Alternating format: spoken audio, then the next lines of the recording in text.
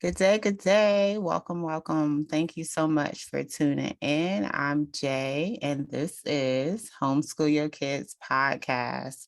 Today, I have much awaited, long ado, but finally, we have aligned, and I'm so happy to have her here. Kimberly, introduce Hello. I yourself. know. It's been a while. It's been a while. Yeah, and you're right, much awaited. I know that we've been in each other's networks for a while, and I really appreciate like all the energy and the time that you put into all that you do. So thank you very much for having me. I really appreciate it. Really appreciate it. Thank Uh you.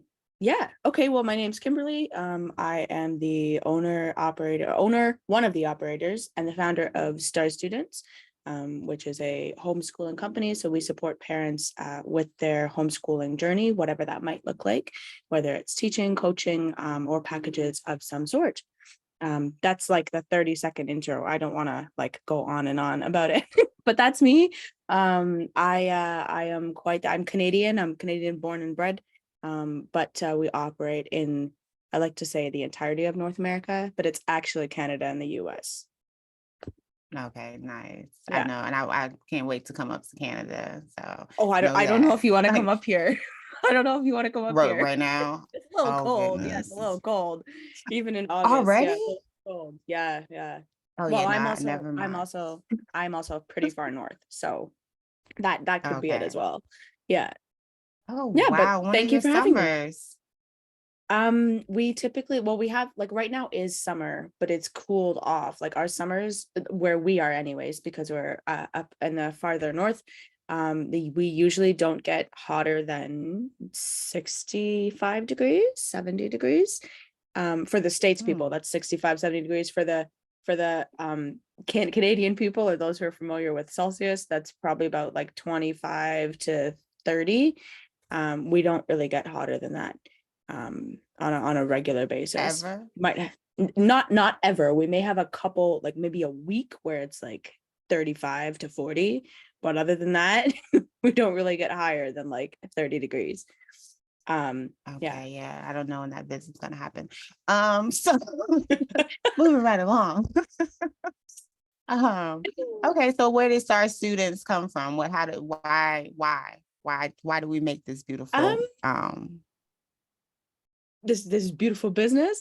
Well, yes. it was just the fact that I actually graduated teachers college in not January, in April of 2020. So if you remember the state of the world in 2020, I'm sure that everybody remembers. And I remember, Jay, I remember that I call it the day that everything changed, the day that like the world didn't go back to normal. It was Friday, March 13th, 2020. I don't know how many people have picked up on that yet. I find that highly ironic. But it was Friday, March 13th, 2020. And that was the last Friday before March break. And that was the day that everything changed and the world kind of shut down and whatever. I was teaching at the time. I was in my co-op placement, and I was teaching students. And so when everything happened and we shut down and nobody really knew what was going on, I said, don't worry, kids, everything's going to be fine. We're just going to take an extra week for March break, and that's going to be that.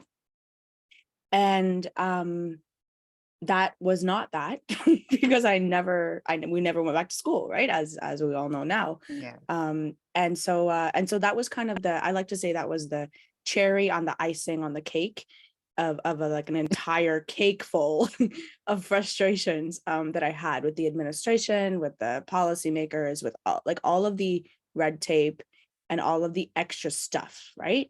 I got into teaching because I wanted to be a teacher.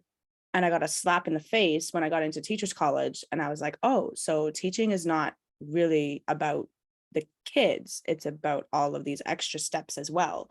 And I didn't want to, I couldn't see myself lasting even just 5 years and being happy. Like I couldn't see myself being happy doing that for even just 5 years, let alone, I see some teachers that are, 30 to 35 to 40 years in, whatever it Get happens it. to be, Yeah. right? And granted, teaching was much different when those veteran teachers started.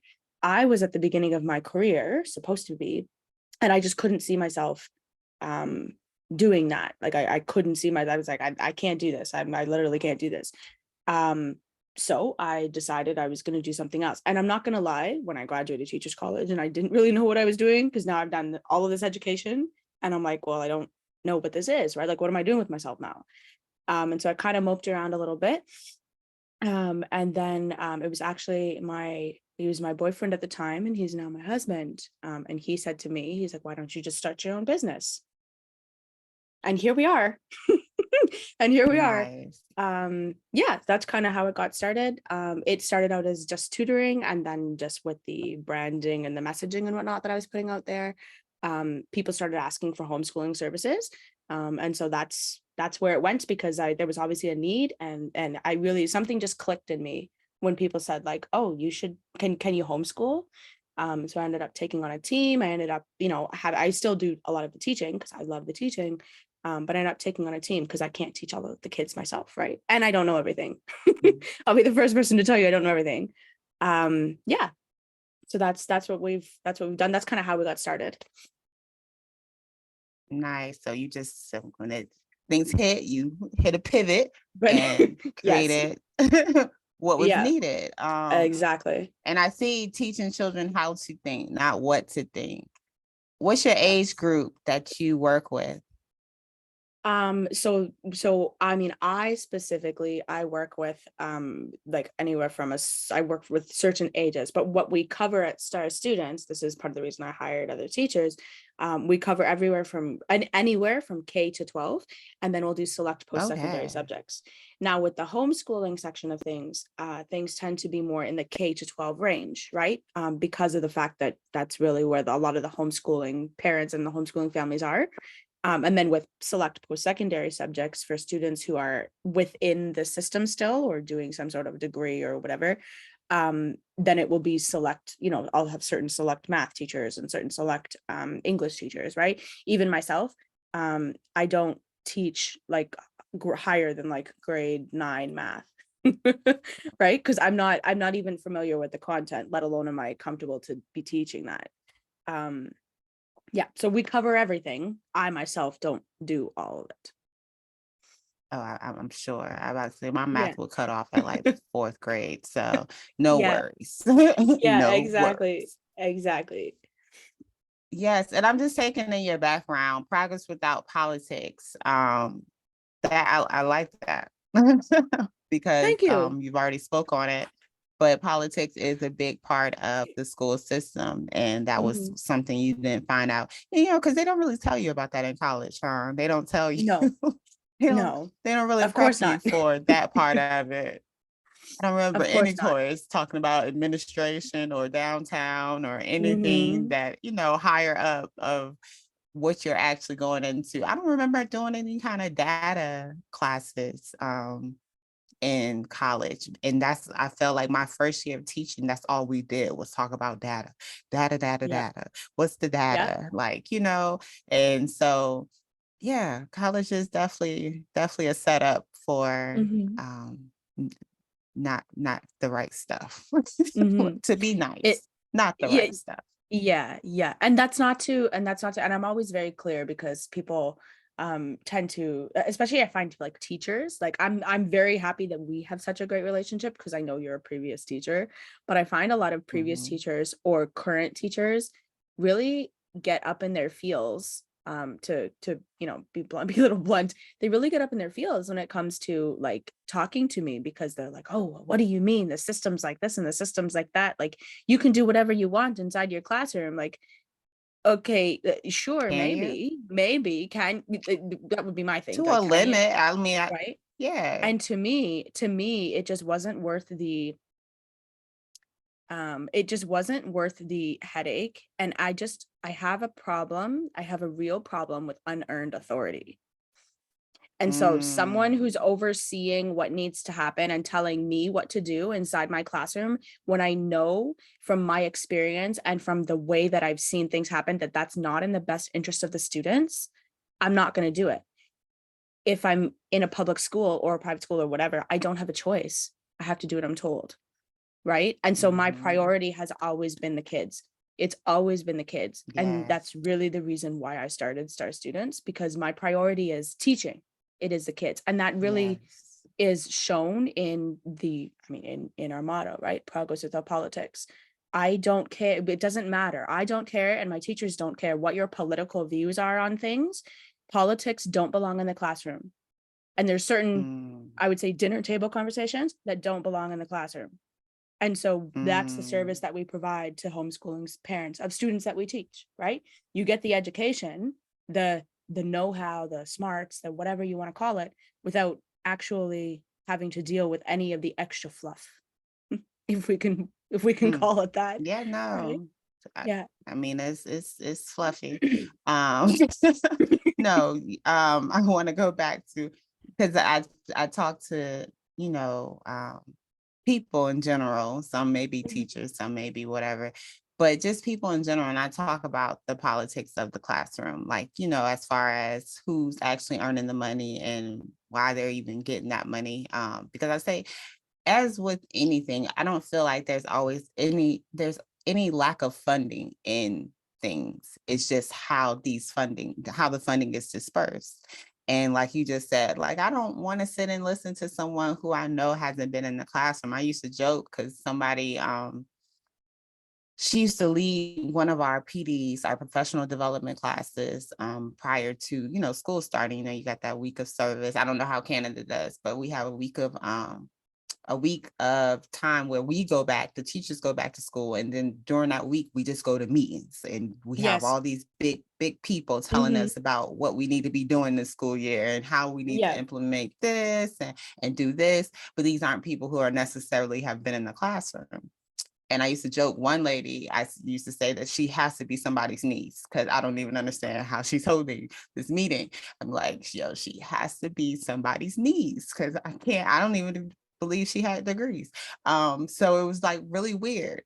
So I'm glad you brought that up because people don't understand all the outside noise that teachers do have to listen to in general in reference to how your classroom should be ran by individuals who have not stepped in the classroom in probably 20 plus years, if Hmm. ever.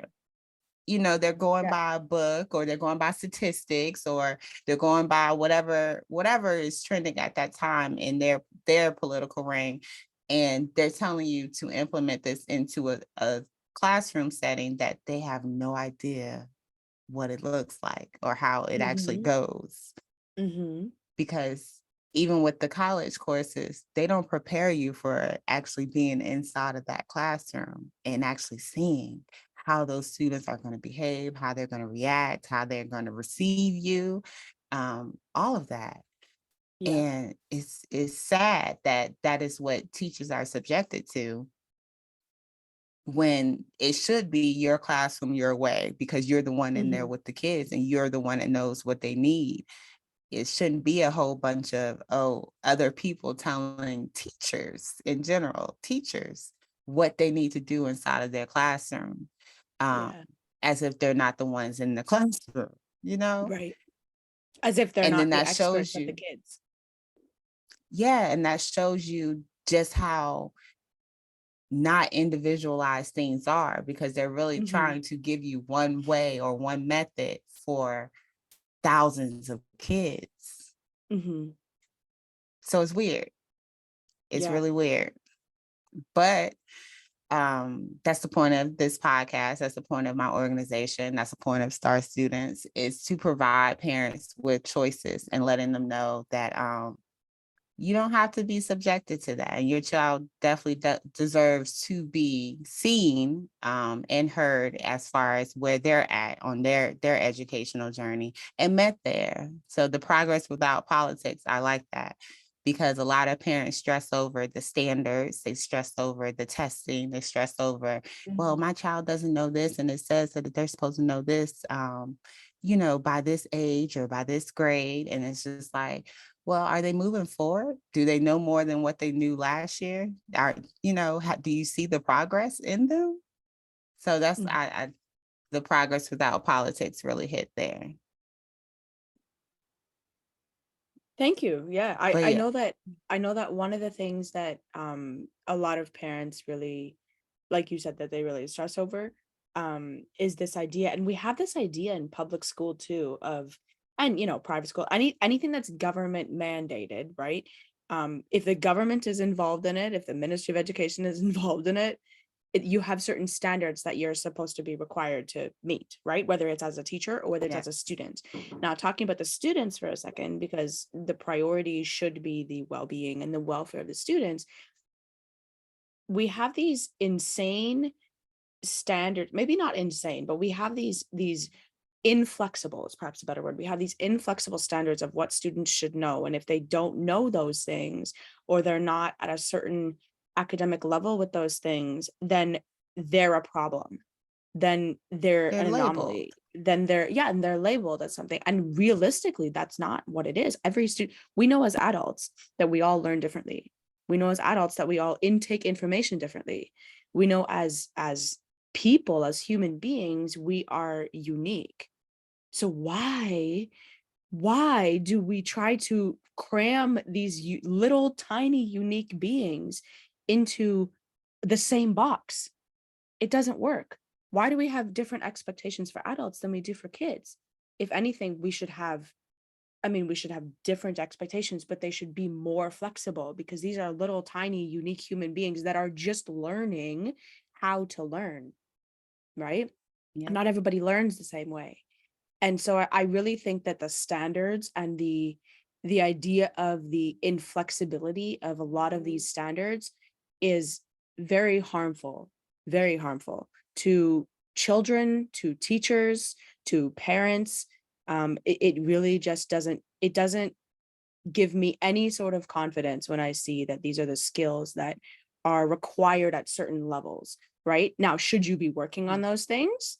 I would say so. I mean, there's certain skills that are more important than others, but Of it's not course. a rush, right? It's not a race. It doesn't mean that you're not still a wonderful human being if you don't know your times tables by the time you're like 10, right? But Yeah. that's how the school system makes a lot of kids feel. There's a problem with you, Yeah. and I just don't agree with that. Yeah, and parents feed into that, only because that's all they know. Like, you hear Mhm. parents talk about milestones. Like, you can go back to, like, all the way back to the child being under 1 years old, and the parents like, well, he's not doing this yet. He's not crawling yet, and he's supposed to be doing, like all this supposed to be. And it's just like, well, like, is he moving forward once again? Like, is he doing more than what he was doing before? Like, that's always my thing. Is he doing more than what he's doing before? Because if so, then let him grow into who he's supposed to be, and how it looks for him is not going to be like the other child you had, or your friend's child that you talked to, and their child was doing this by this. And that goes the same with the standards. I used to be really big in my voice in talking about standardized testing. I've never agreed with it. I've never agreed with you testing all of the students on the same things, as if that's how, like, a bubble test. Oh my gosh. I was in the time of scantrons, okay? Kimberly, you Talk to mess me, up one, Jay. look, one dot, okay? One dot can mess up your whole life, okay? You Yeah. skip one question and then your whole paper's off, and bam, you don't fail. I did not test well. I was not a student that tested well at all. However, if Mhm. you sat and had a conversation with me about different things, about, I was probably regurgitate a lot of things to you then. But me sitting there and answering a multiple choice, that wasn't my thing. That was not me. I'm an essay writer. I could definitely argue a point. I can, do things of that nature, but that's not what they want to hear. You're supposed to be able to do this and have to take this test. And Mhm. I'm glad that I wasn't during this time of standardized testing. They were phasing it in as I was getting out. And so Right. it didn't matter for me, but seeing my students and how hard they studied, and just even the smart, like the AP students, the smart, they were full of anxiety. They were full of pressure. They were full of everything that it was just, it wasn't good. And it's just Mhm. like, I don't think we should be doing this. I don't feel like this is beneficial to anyone, really. Mhm. Um, and when you look at standardized testing, I feel like it's more about putting the pressure on teachers. putting the pressure, because that's where it goes back to. It's like, oh, well, they should know this and they should be able to test well in this. And Mm-hmm. since they're not, it's your fault. And so it's kind of like a grading scale for teachers, not necessarily for the students. And even though they feel the brunt of the pressure, it still falls back on the teacher and what Yeah. they are or are not doing inside of the classroom, you know? Mm-hmm. Yeah. Because they promote the teachers that have good test scores very, very heavy. Like, you hear about them on the announcements, you hear about them in the faculty meeting. It's like, Mm-hmm. whatever they're doing, that's what you need to be doing. Because Mm-hmm. 95% of their students pass this state mandated test that is going to get Mm-hmm. us our funding for next year. And you need to get on their boat because you're obviously not doing something right if your students aren't passing in that regard. So I don't know. It's I try not to talk too down on the school system because I understand that it does work for some people. It does. Right. And by all means, I'm glad. However, like, it has to be re-examined. It has to be Mm-hmm. reimagined, I feel. And the only way that it can be changed is by something challenging it. These different resources popping up, the micro schools, the services that are offered to parents to let them know that, hey, you can take this at home. You could do this at home and you don't have to do it alone. And that's why I love Star Students, because it's a resource where parents can tap into and say, hey, I need help. I can't teach my child this subject. Can you do this? Like, can you do this? And Yeah. you can. Yeah. That's one of the number one questions that's asked all the time when I talk about homeschooling my own kids is parents asking, well, can you homeschool mine? No, I can't. However, I can reference you to someone who can To help you with somebody. that. Yes. Yes, yes. So Yeah. you're very important, and I love what you're doing. Are you doing one-on-one sessions, or is it Yeah, so group?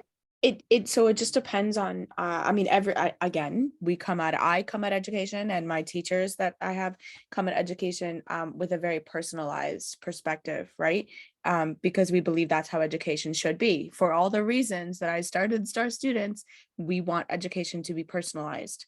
And that's one of the largest factors, right? So we work on an individual basis with families to determine what's best for them.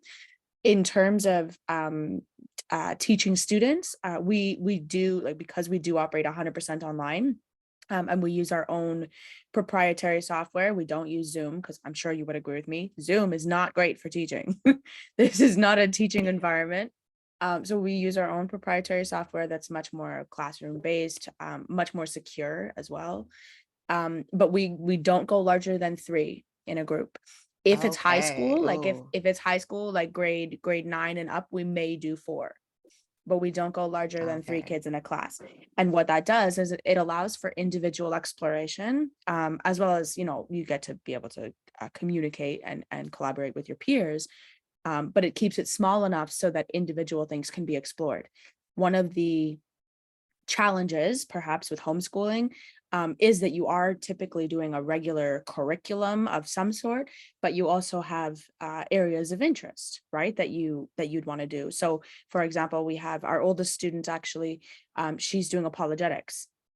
That's a specialized subject that's not offered in school, right? Our Mhm. second youngest child, he's doing an electrical unit. He's very much into electrical. So we're doing an electrical unit. That's very much a specialized subject, right? And so when it comes to those sorts of things, keeping the classroom small, like very small, like I said, 3 or 4 kids, makes it a lot easier to be able to explore those things, because then you're able to explore those things in depth. The students are able to actually communicate about those subjects in depth, and they just get a better experience all around, rather than trying to do that in a classroom of even 15 to 20 to 25 to to 30, even 10. Even 10 Yeah. is a lot to be doing online. Indeed, indeed. Mhm. So do they come with their own curriculum or you provide curriculum? No, so or we make design the suggestions for curriculum. curriculum? Yeah, so Okay. we design and or make suggestions, right? Again, one of the biggest things that we have is putting the power back into the hands of the parents. So I actually have a curriculum meeting later this week with our parents, with our homeschooling program, to be able to say, here, these are my suggestions for curriculum. Are there things that we need to change, right? Are there things, judging on how the previous year went, are there things we need to adjust? Do we need to make these would be my recommendations based on my professional expertise, in collaboration with the teachers that are teaching as well. And then the parents would then, go through that curriculum and approve it. This is why we do this in August, right? So that when we start, we actually start in Gotcha. October, right? But when we start, Okay. then we have everything all together. We know what we're doing, and the kids are familiar with it as well, because the kids are also consulted. It's very important to include them in their own Okay. learning journey. Very, very important.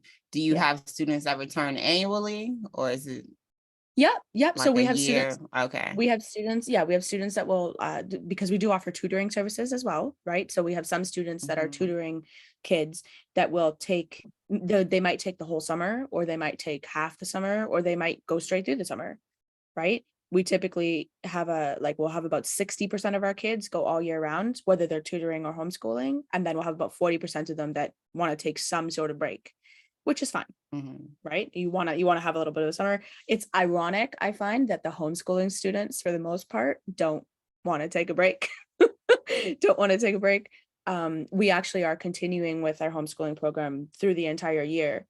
Um, we decided we're taking September off. And then over the summer, we're just at half capacity. We have we just cut it down to half capacity just to allow them a little bit more, family time, and they're traveling and all that stuff, right? But we do go 100%, like we do go through the year. If they want to go through the year, we will go through the year, no problem. Why are you going to hold the child back from learning? Indeed, especially if they want to. Yeah, That's a beautiful thing. Um, exactly.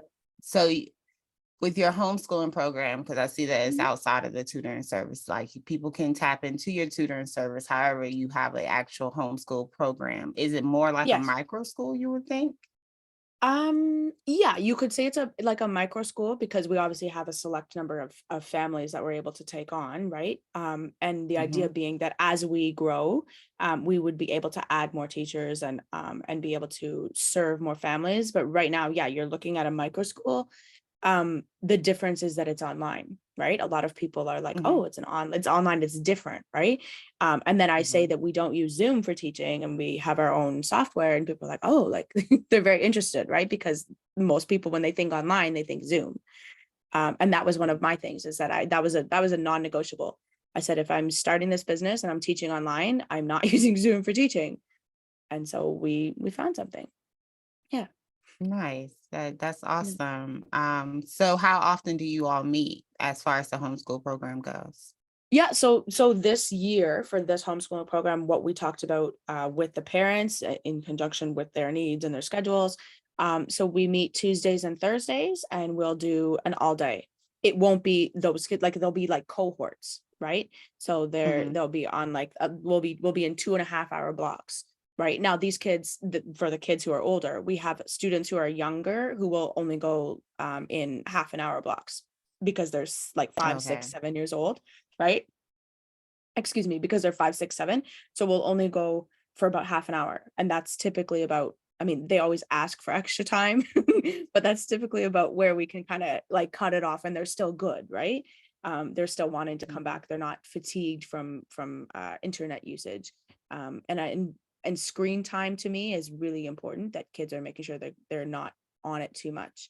So Yeah. we'll do half an hour with the younger ones, Tuesdays and Thursdays, and then the older ones we'll do in 2.5 hour time blocks, Tuesdays and Thursdays. And then And we you go said like all all day. day? Yeah, and we'll What's go all all day, day? and that's that. So we'll start typically on my time, because I'm in Pacific time. So my time, it's about 7:30, and then they'll go until 4 o'clock. So from 7:30 to 4. Okay. Yeah, on Tuesdays and Thursdays. Okay. Yeah. I don't teach everything, right? That's why I have other teachers that are Mhm. able to teach those other subjects. But they'll go in cohorts, and they'll go in 2.5 hour time blocks, and they love it. At the beginning of the year, I said to them, like at last year when we started in October, I said, well, we'll make sure that we have time for breaks if you want breaks in between. These kids don't even want breaks. like the Oh, first week wow. they were like, nah, I don't want breaks. Like sometimes they'll be like, like I'm gonna go to the washroom or grab some food or whatever, but they don't even want breaks. So So what okay. do those 2.5 hours look like, your blocks? What does that look Yeah, like? Walk us so through we a have it. time. Yeah, so we have it with these particular families that we work with, these particular kids. The parents, they wanted them to have I would say a superior public education. So they wanted to make sure that if their kids, something that we stress and something that I really stress as a teacher, is we want to enable your children, we want to empower your children to be able to graduate with a high school diploma if that's something that they so choose, right? Our goal always in mind is that we want to have your kids be able to do the academic portion of here in Canada, it's the GED, different states, it's a different exam. But if they wish to go and take that high school exam, they can, because as much as I might disagree with the public school education system, it's really hard to do anything in this life if you don't have a high school diploma. So let us empower you to be able to get that if that's something you want, right? And that's not something all of our kids want because they have other plans, and that's okay as long as they're aware of those ramifications and stuff, right? But our goal, the way that we design things in mind, is obviously with the kids' interests, et cetera, et cetera. But making sure that they're able to take the GED exam or whatever exam it might be in the States. It differs depending on the state that you're in, but the high school exam, the high school equivalency exam would be what I would say. And so in terms of what those blocks look like, so we'll have 2.5 hour blocks with, let's say, like the ages of like 10 to 12. That'll be first, right? And then like we'll have our 5 to 7 year olds, then we'll have our 10 to 12 year olds, and those 10 to 12 year olds, they'll be doing within that 2.5 hour block, they'll be doing like English and, let's say, English and social studies, right? Obviously coming at it from a particular framework. Then the next block, then that's it for like the Tuesday per se, right? The Thursday, instead of doing English and social studies, they'll be doing like math and science, right? Then they've got additional things that they have the choice to be able to do throughout the rest of the week if they so choose, right? And that'll be like how, so we do it based in terms of like time, right? Based in terms of where they're going in terms of hours.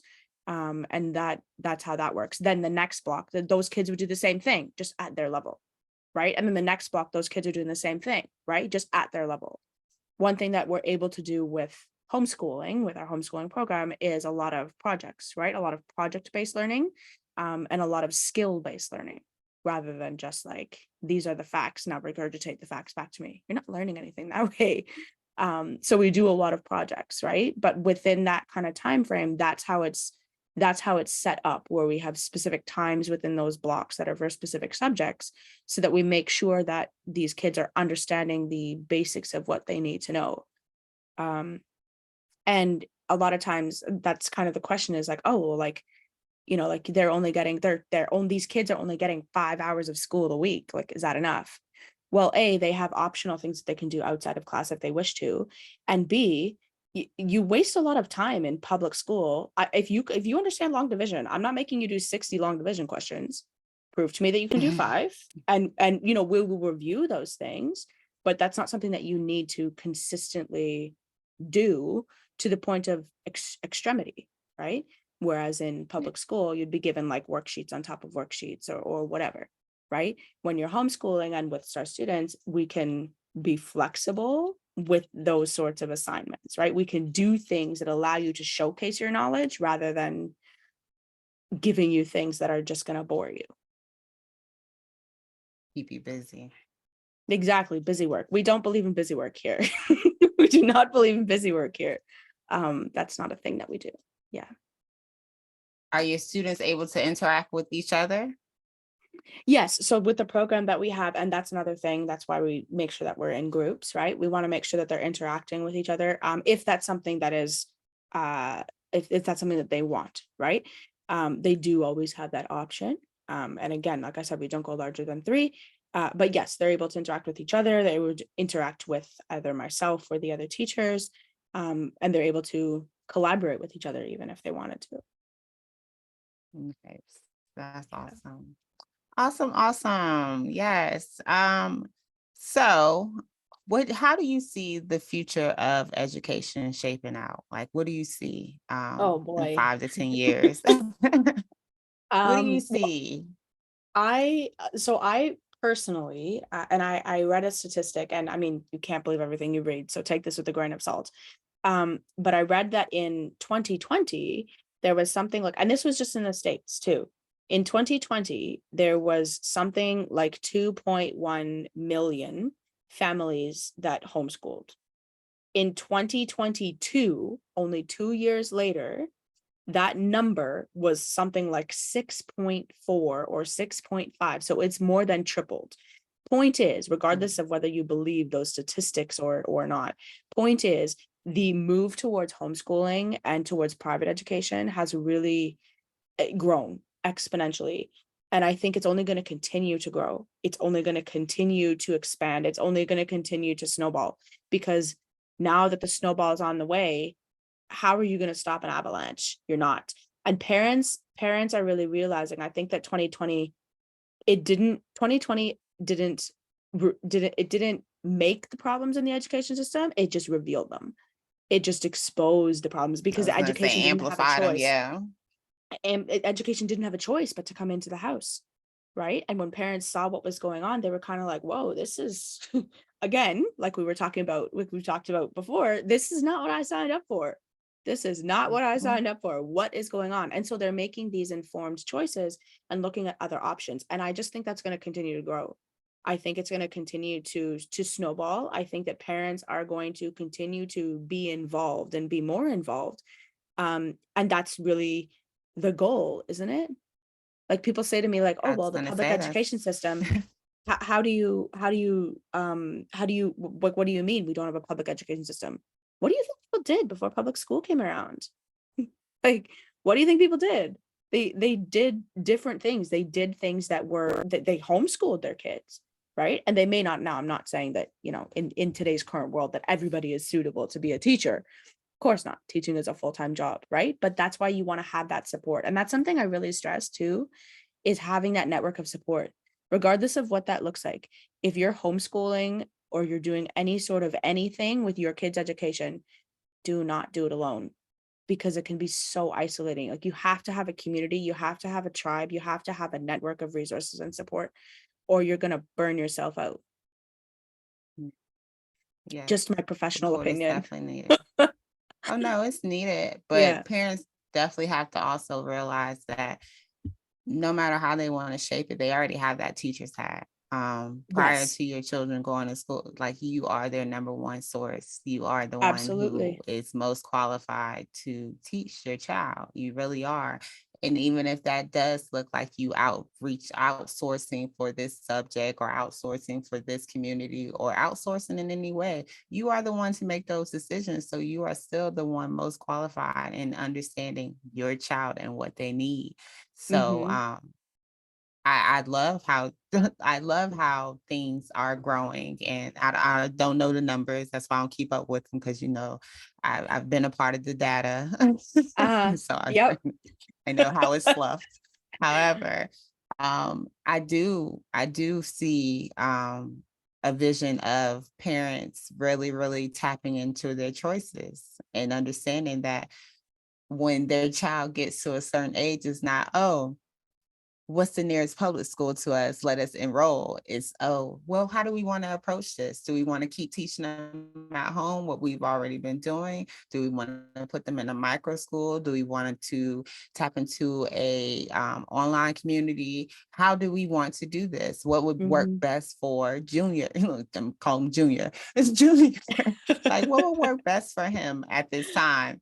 Yeah. So I love that. I love that because school choice is very important. It really Hmm. is. Even with how, like, even in looking at the public school sector and how, it's sectioned off where certain kids go to this school or that school or that school. That shouldn't even be the case, in which it is, phasing out in that regard too, because they have all these magnet and charter or all these different types of schools that parents are able to tap into because they're gifted academies or whatever it Hmm. may be. It's not forcing a child to go to a school just because it's in their school district anymore. That's So right. that's even growth in that. So I definitely see it growing in the direction of choice. And that's what it comes down to: choice, choice, choice, Mhm. choice. Having that choice to say, okay, no, this is what what my child's educational path is going to look like, and we're going to go with that, and not being ostracized for it or made to feel like you're doing something so weird and like so like what do you mean you're gonna homeschool your kids? Like, no, I'm gonna Yeah. homeschool my kids. Like, Yeah. Yeah, and absolutely. I want it to be a normal thing, like where people are like, oh, you Mhm. homeschool? Like, oh, this person homeschool, or I have a homeschooler, like I'm looking forward to that growth. I see that in Yes. the next, 5 to 10 years of it being something of the norm, not so like, what? Because I know I'm first generational homeschool as far as me and my kids go, but I hear them talk and I know like it's something that's going to go forward. Mhm. So that's really important. And so I love that Star Students provides families with support, because that is What we're here something that for. we always will need. Yep, that is something we always will need is support. It's not a journey you have to do alone. It's not about any means.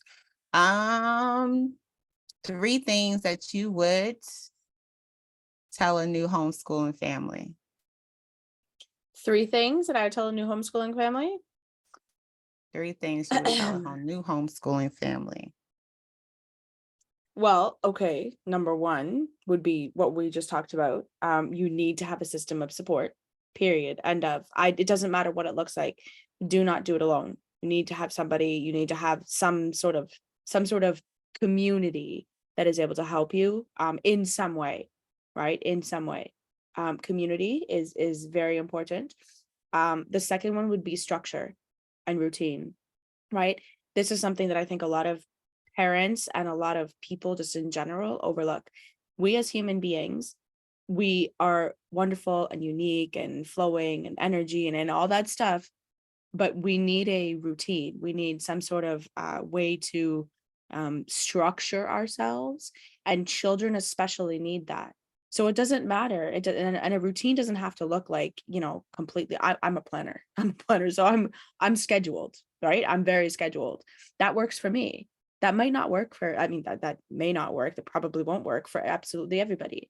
But you have to have some sort of routine, right? Even if it's a routine where there are certain flex points, there's certain free time points, there's a certain whatever it is, but there has to be some sort of structure. There has to be some sort of routine there, or it's going to be very difficult, especially for a child who thrives on that. They need to know what it is that's going on. They need to know that they are safe, that they can rely on a certain something, right? That they know that in the morning at between this time and this time is they are expected to do these things, they're expected to have these things, or they're just expected to be, right? That's the thing. It doesn't have to be like your expectations don't have to be super rigid, right? But there do Yeah. need to be expectations. There does have to be some sort of structure and routine that's there. Very important for children. Um, so that would be my second one, is a routine and structure that's put in place. And then my third one would be, make sure you have, this kind of goes along with community, make sure you have resources. Make sure that you have actual resources, right? Now, for parents who unschool, that resources looks a little bit different, but make sure that you have resources of some sort. Make sure that you have a plan going forward of some sort. And again, that doesn't mean the plan can't change.